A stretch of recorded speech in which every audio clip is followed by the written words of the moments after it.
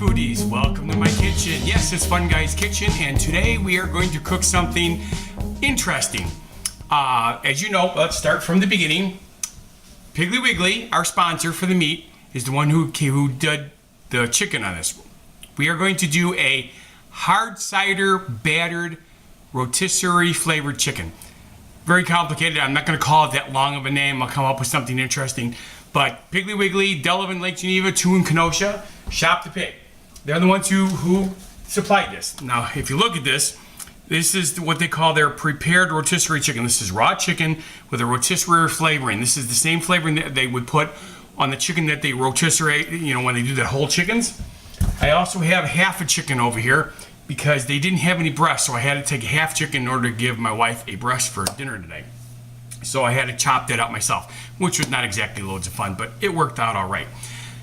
What you're going to need for this is a 2-inch deep pan with a thermometer and a lid on the pan, because you're going to need that. You're going to need a bowl. You're going to need 2 bottles of Angry Orchard hard cider, or whatever hard cider you like. I like the Angry Orchard. They do come with different flavors, but the crisp apple is my favorite. And of course, you need the chicken. You can use any kind of chicken you want. This is not all that difficult of a recipe. The trick is, before you start mixing everything together, you want to start heating up your oil, because you need the oil to be at 375 degrees, which is why we have a thermometer in here. And what's really funny is we're already up to there, so I got to drop this down. We actually got all the way up to, well, that's about 300 and, no, I'm at 375, right on the money. Perfect. Drop the temperature, the gauge down so it stays there. On this thermometer, it says fish, which is good. Drop this a little bit more because it's still going up. We don't want it to be too hot because then it becomes flashable, which we don't want. Okay, gonna need 3 cups of flour.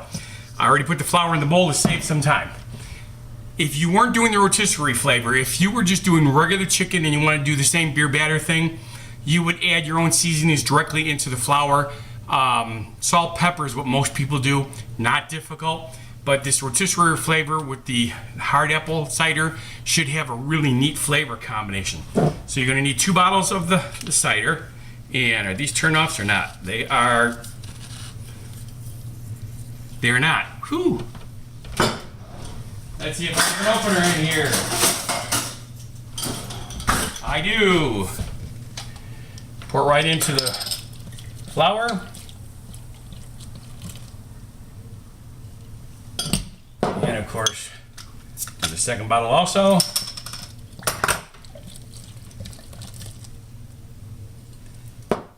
And whip it up.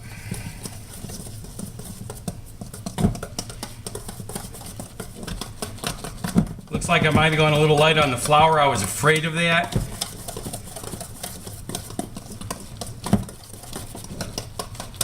When I was doing the measuring, I was having trouble getting a good measure. I was interrupted by a phone call. That's not too bad, but I want a little thicker, so I'm gonna add a little bit more flour real quick. I think I only put like 2 3/4 cup in there, and it should be 3 full cups. So let's add a little bit more here. That was about what was missing. Okay. Yep, that looks better. You don't want it too thin, and of course you don't want it too thick. Well, obviously if you make it thicker, what ends up happening is you get like extra crispy. So if you like it more extra crispy, a little thicker is okay. And this looks about perfect. So it's just a fraction off.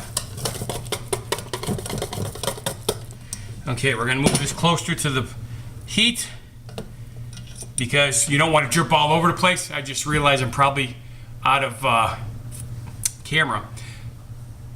We had a problem on one of the last shows, the one that I did, the Korean beef ribs, I believe it was, where the camera accidentally, when I was mounting it, went into zoom mode. So all you see is like this part of my face, and it's really big, which is really kind of funny. Somebody actually commented on it. I can't remember who it was. I think it might have been Lady Lucy Lou.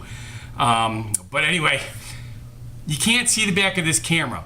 That's the disadvantage to doing the show the way I am. I'm doing everything myself. I can't see the back. When I had my cell phone up here, I did it on selfie mode. I can see it was perfect. The problem is the heat from the stove. You know how hard heat is on cell phones. So let me double check this. All right, we are where we're supposed to be temperature-wise. So let's pull this off. And we're going to start off with some of the bigger pieces here. I'm going to stick the breast into the batter. Okay.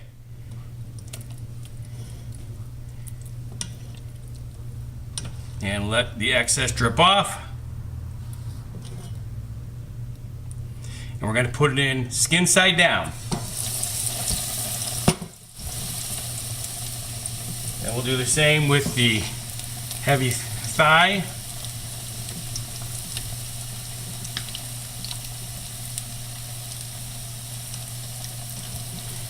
Okay.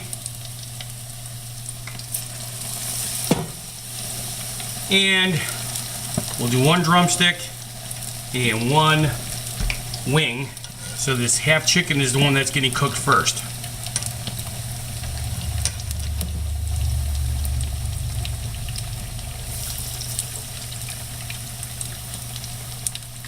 Alrighty.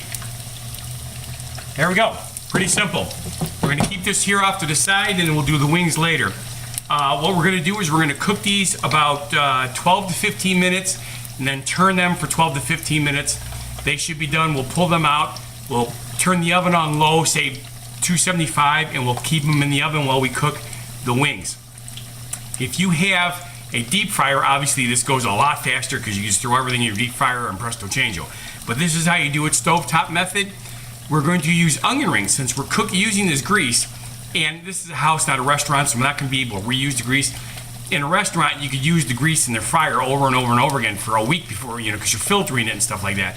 At some point, you do dump it all and get rid of it because it starts to get a burnt flavor to it, which you do not want. But on home, there's no place to store it. So I'm going to take advantage and have gourmet onion rings to go along with my dinner tonight. So we'll be back in just a little bit. All right, Funguy foodies, we're back. Timer's about ready to go off. I went with the 12 minutes. I'm looking at the chicken, and what I can see is it's already turned into dark brown, which is what we want. So this is going to go off in a second now here. Oh, we still got 18 seconds, but I'm not too worried about it. So we're going to turn this chicken. See how good that looks?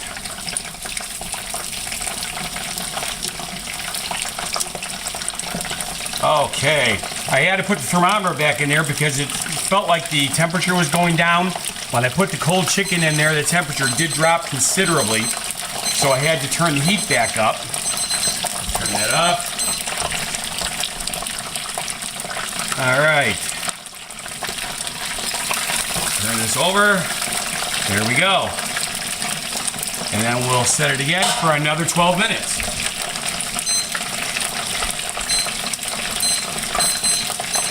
That's all there is to it. Now, I'm not going to bother taking this out and doing the other batch. When I'm done, I'll put everything together for you. So it's very simple. Remember, this is a hard cider battered fried chicken with rotisserie flavoring instead of just salt and pepper. It should, between the cider and the rotisserie flavoring, it should have a little bit of a zing to it, which is what we're hoping for. Never done this before. It just came into my head that this would be something interesting to try. I have heard that people have done hard cider fried chicken before, or battered fried chicken before, even hard cider marinated. But I wanted to try it with the rotisserie flavoring. So again, remember, shop the pig. All right, Funguy foodies, I decided to come back and do some things because I missed stuff, and I felt that I wasn't 100% prepared for the first part of the show, so I took a little breather while this was cooking. I completely forgot. To make sure the chicken's done, you have to check the temperature. On poultry products, you want it to be 165. So we're going to check this out right away. Timer went off. Make sure these are at least 165. That one is.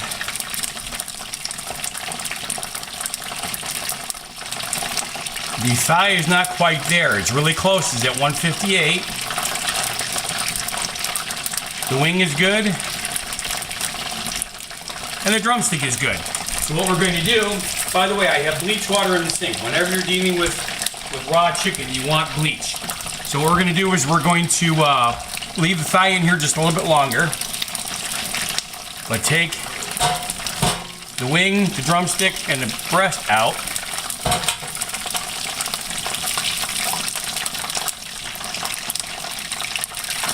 Okay. There we go. That looks pretty good here. I'm gonna center this a little bit more. I don't think it'll take more than another 2 minutes for this thigh to be done. I've got my wings ready to go in.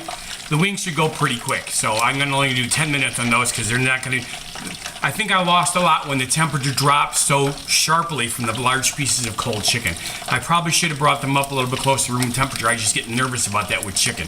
Chicken in warm temperatures, not good. It starts to smell and it gets bacteria really fast. Chicken is one of the worst.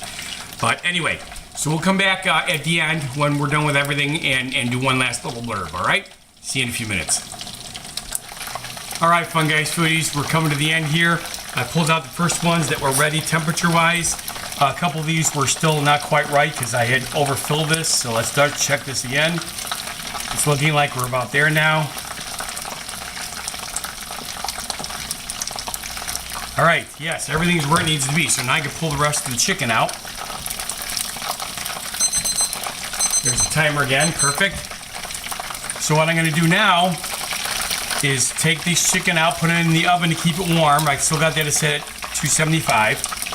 And then we're gonna toss the onion rings in this pan and cook the onion rings as our side. Because let's face it, onion rings go really good with fried chicken, right? So, I know that pan's probably still hot, so we'll use a glove. Put this here in the oven. And this is really simple. You just toss them in here, just like we did the chicken. As many as you need for, you know, I'm only feeding 2 people tonight, so we don't need the whole bag. We're only gonna do probably half the bag here.